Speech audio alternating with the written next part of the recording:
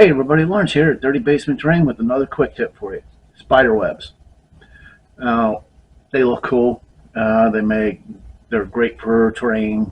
They give a definite feeling of gloom and doom to the players. But how do we make them? Or how do I make them? There are plenty of commercially available products. I think Green Stuff World has something you run through your airbrush or not, but I don't like to. I'm not saying they're bad products. It's just not what I like to do. But I like to use dryer sheets. Predict more specifically use dryer sheets, and it's a simple process of how to make them. But with the dryer sheet, but here's the thing: not all dryer sheets will work. Um, some are just not practical for use in making spider webs. So I'm going to run you through how I do it and what to look for in whatever brand you may use. But I've got two different brands here, and I'm going to do a comparison here of what to use and what not to do. I'm also going to include a clip from one of my videos of me applying some. So stay tuned. I hope this helps. Here I'm using two different brands of dryer sheets. One's a bit thicker and stiffer, which is the one I have in my hands right now. And as much as I'm trying to gently pull it apart, it is tearing and not pulling apart. I'm getting holes and not a lot of the wispy fibers that we want for spider webs. And as you can see, I just tore it apart in frustration. I balled it up and threw it away.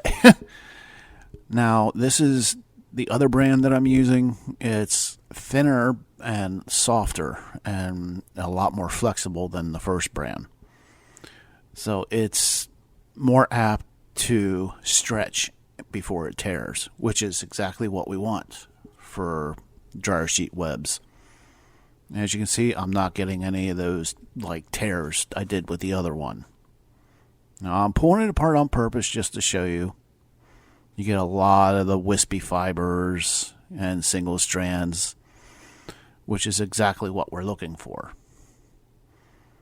Now I'm going to tear this, and as you can see, not a whole lot of wispy strands with that one.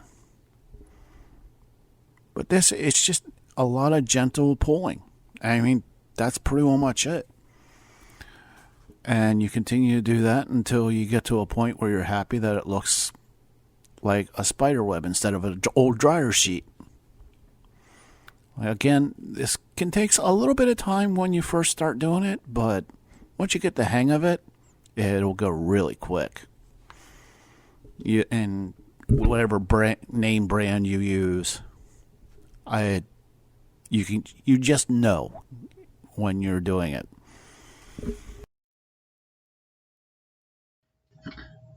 And the thing is, if you do wind up making a tear, it's no big deal. You can just use that tear as an edge of your spider web or your cobweb, whatever you want to call it. But again, as you can see, it is taking a bit of time to get it to that point that I want it. But the final product is worth a little bit of effort and time to do this.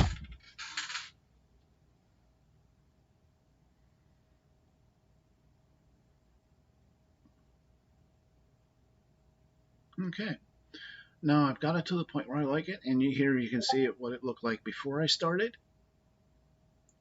And here I'm sure you can see it looks cool. It looks like spider slash cobwebs.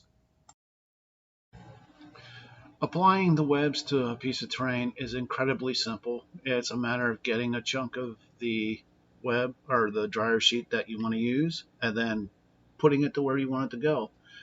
The fibrous quality of the dryer sheets actually almost grabs on to the terrain itself and will stay in place somewhat prior to applying.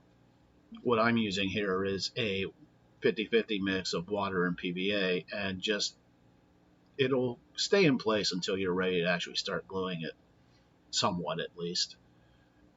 And I'm just brushing on the glue mixture to where it attaches to the terrain, and don't worry, the glue will dry clear, so you don't have to worry about that.